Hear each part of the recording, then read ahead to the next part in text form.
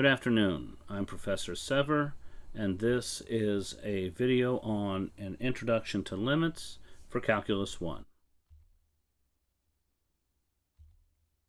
Let's consider an introductory and motivating example. What if we were asked to sketch the graph of that rational function, as you see right here, x cubed minus 1 over x minus 1? Well, the first thing that we would note is that the value x equal 1 is not in the domain of the function. And of course, we could use Desmos or any of our analytical graphing techniques or curve sketching techniques to obtain the graph. And as you may recall, in general, graphing a rational function is somewhat involved. In fact, part of our course will be dedicated to sketching the graph of functions or curve sketching. But right now, what we want to consider is what is the behavior of this function, f, at or near the value of x equal 1. Now, we know, as previously said, the function is not defined at 1, and that's easy to see because the denominator, if you can see the mouse, the denominator is not defined at 1. Namely, x minus 1 is 0. Therefore, you could not evaluate the function at x equal 1. However, one question remains is what is the behavior of the function near the value of 1? Okay, and this is a motivation about this concept of the limit, which is the concept of closeness. Okay, what happens to the y values of a function where the x values get close to the number 1, and to a particular number, and in this case the number 1. Let's look at a table. So to get a basic idea of this behavior, we can engage in a low-level technique, which is not really an analytical technique, or it's an analytical technique in its infancy, is just to look at a table of values. So let's look at some values of, to the right of 1, you see these values of 1.25, 1.1, 1.01, and 1.001. These are values that are getting closer to the value under consideration of 1 on the right-hand side. Conversely, we can also investigate values that are approaching 1 on the left-hand side. And as we look at this table, you might notice that the y values, which are governed by f of x, the y values seem to be getting close to what number? Well, we think that that number's 3. It looks like they're getting close to 3. So what we would surmise or suspect is that the behavior of f of x is getting close to 3 as x gets close to 1. That's what's evident or seemingly evident in this table. Again, this is not a rigid or analytical technique, but this is just an initial investigation into the behavior of this function near the value of 1. Now, as you can see over here to the right, I have the graph. You can see that there's a hole in the graph. Of course, the function is not defined at 1, so of course there's no functional value. And as you can see, the graph confirms, it's not proving anything, but the graph confirms the table that we had just a moment ago, that the behavior of those y values, these are the values of f of x along the curve, as x gets close to 1 on the left, follow these x values, follow these y values. They seem to be getting closer to 3, as we saw in the table over here.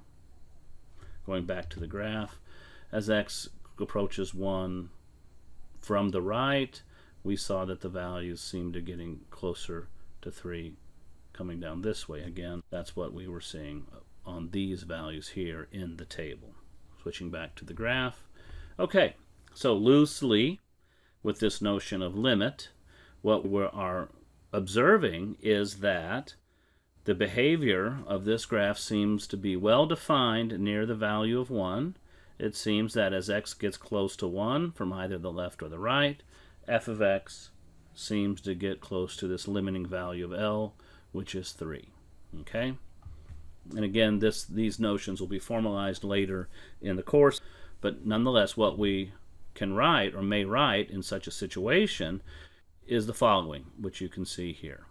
So what we would write is the limit as x goes to 1 of f of x is 3. The limit as x goes to 1 of f of x is 3.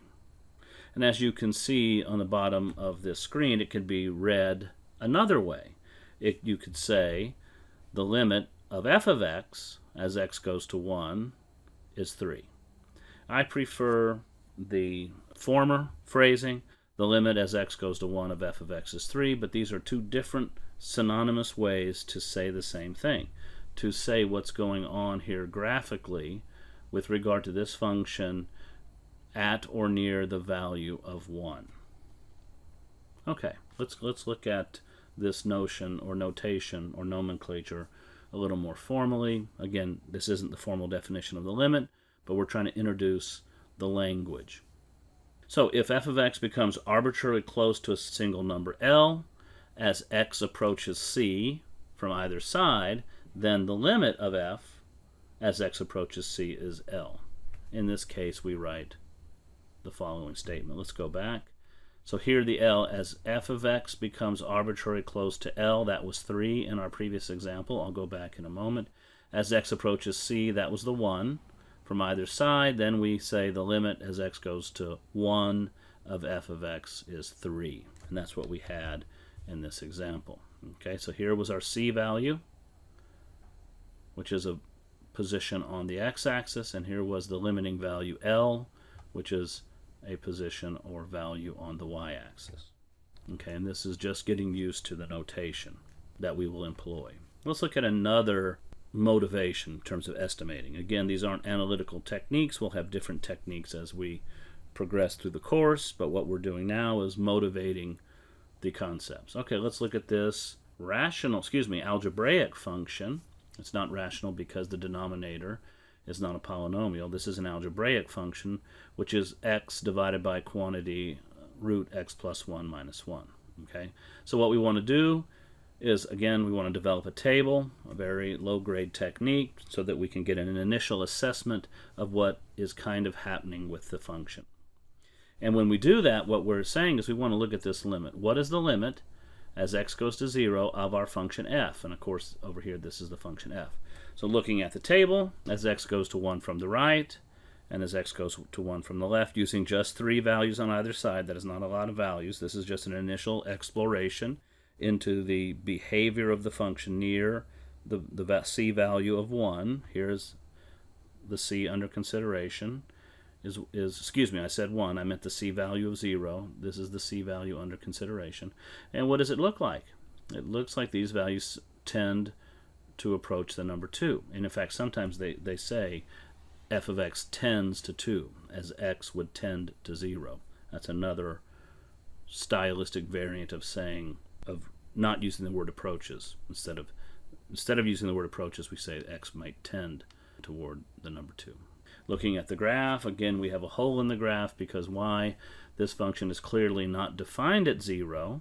So what is 0 plus 1? It's 1. The square root of 1 is 1. 1 minus 1 would be 0. So the denominator is 0 at the value 0. Therefore, the function f is undefined there. However, it's possible that the function might be quote-unquote well-behaved near the value of 0. Okay. So again, we're looking at the graph. It coincides with what we saw in a much simpler sense in this table. The graph is certainly much more information.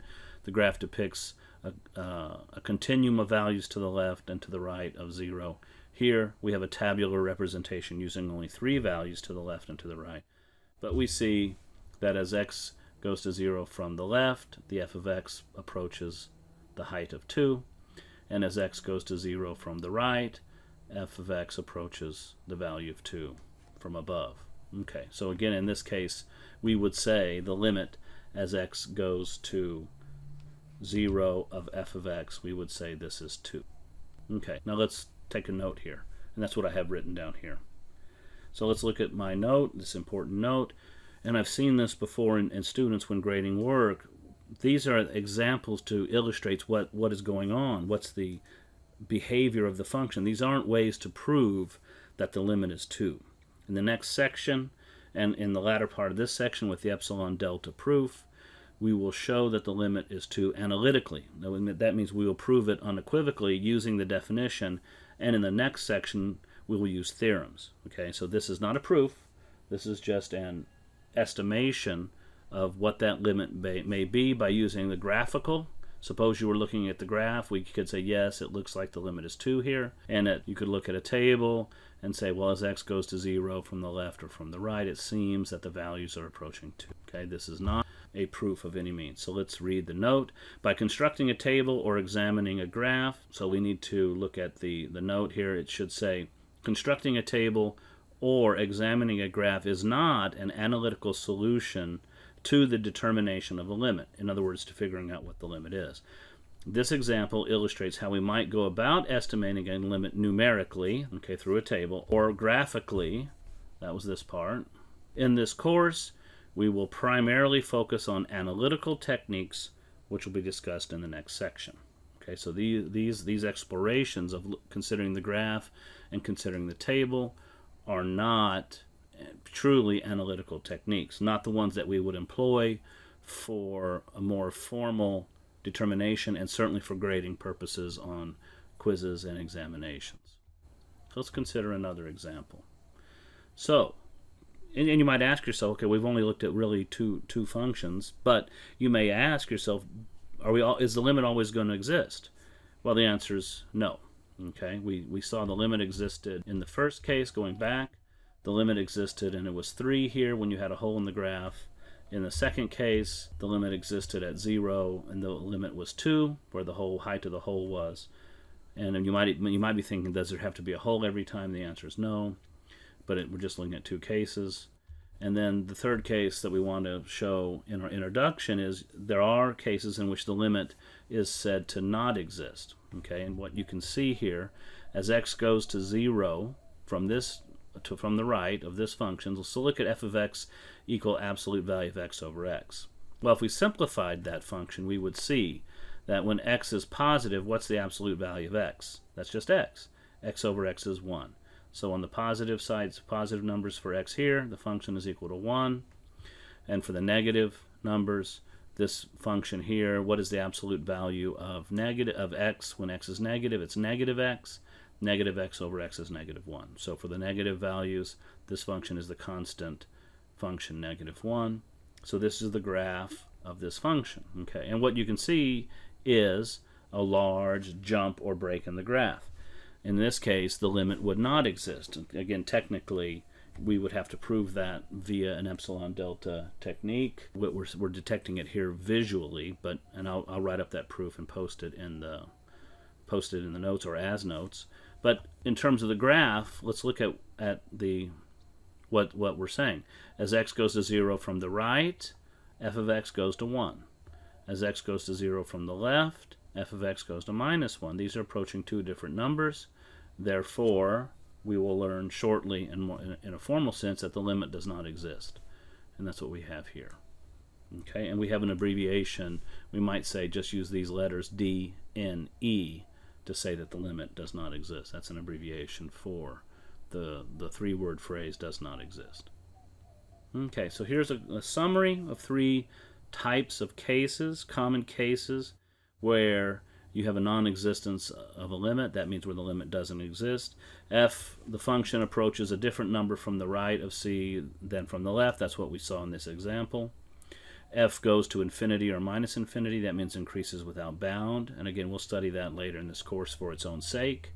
And in this case, if it increases or decreases without bound, that means going to plus or minus infinity, whatever that means. It means certainly it's not approaching a single number. Okay, and f oscillates between 2 fixed values as x approaches c. And again, it's this is where you would have kind of a compression type problem, which we'll see as an example.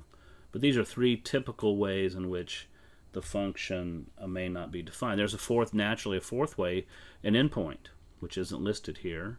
Let me see. Correct. You could say it's embedded in this first case if you read it appropriately. It doesn't really approach a different value from the left-hand side. It might be devoid of value. So let's look at this graph.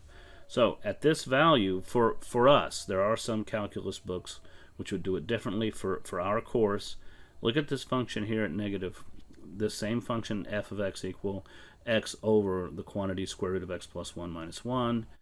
At the value of negative 1, this limit doesn't exist. Why? There are no functional values to the left of negative 1. This is an endpoint to the domain. At an endpoint to the domain, there will be no limit there either. Okay? And then again, we can actually see why that would be the case in the formalized epsilon delta definition, which we'll pose at the end of this video. Okay, so a big jump in the graph would cause the limit not to exist. Endpoint, as I just mentioned, would cause the limit not to exist at that value.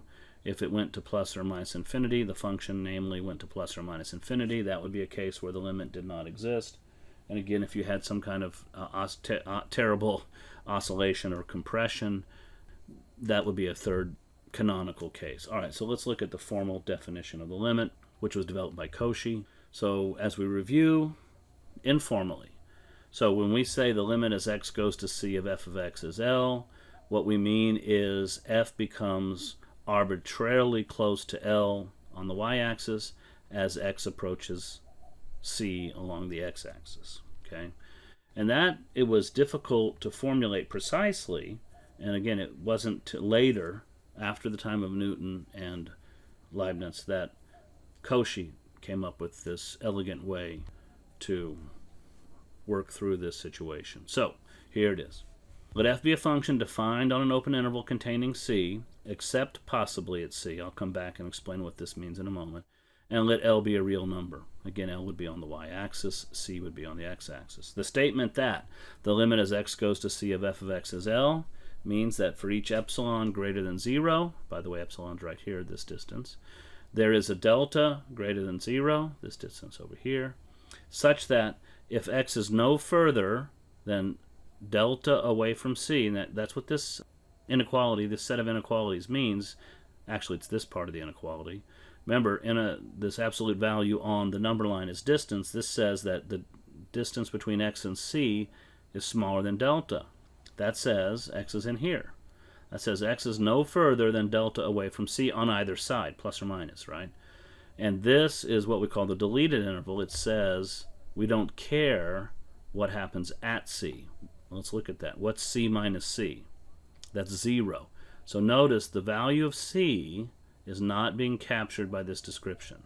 So in other words, the limit is interested in what goes on close to c, but it doesn't care what happens at the value of c. Okay, so it's this notion of closeness. It doesn't capture this notion of what would happen at the value of c. In any event, if x is no further than delta away from c, that's this notion of closeness on the x-axis. That says x is in here, x is no further than delta away from c. Then the f of x has to be within this epsilon band, which says f of x is no further than epsilon away from L. That says that f has to be in here. So as these get closer and closer together, then these would get closer and closer together. That would say as x gets close to c, this graph is doing what we saw earlier visually. So this graph is getting closer to L. And that is a brief introduction in terms of an overview to the concept of the limit. Now, we haven't really solved any problems yet. The next video, we'll look at how do we go about solving and applying this epsilon delta definition to actual problems.